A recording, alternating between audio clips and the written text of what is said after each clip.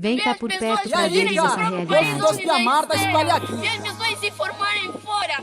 Pra saúde já não temos nada. Educação já não temos nada. Moradia também não conseguimos. O que é isso? Todos metendo o pé na estrada, fazer muito e levando pouco, e tendo muitas bocas para sustentar. Eu vejo quanto faz meu povo dizer que não seria falsidade. Já não reclamamos dor, somos mais moído que bombom numa moagem. Vem cá por perto pra ver essa sacanagem. Nada tá mais ou menos, aqui tá tudo mal.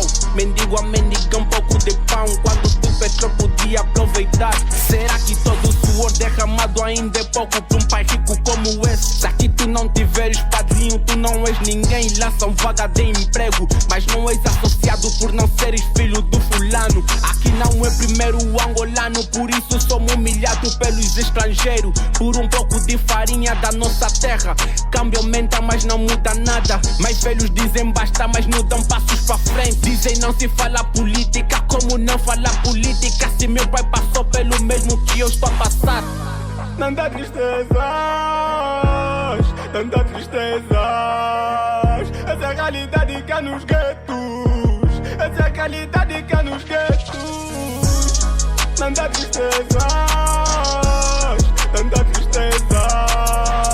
Essa é a realidade que há nos guetos. Essa é a realidade que há nos guetos. Eu vi primo, sobrinho, irmão a pegar katana pra poder buscar sustento. Já não tem mais solução, isso é que me faz sentir que na verdade no gueto é que há sofrimento da sede, não entendo.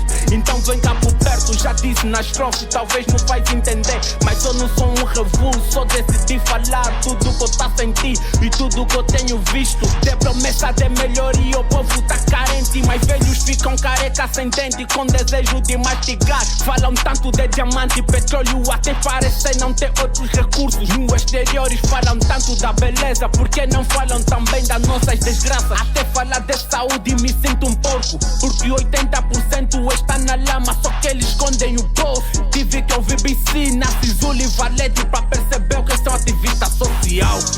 Tanta tristezas, tanta tristezas. Essa é a realidade que há nos guetos. Essa é a realidade que há nos guetos. Tanta tristezas, tanta tristezas. Essa é a realidade que há nos guetos. Essa é a realidade que há nos guetos. E aí, cara? Esse doce de amargo tá espalhado aqui.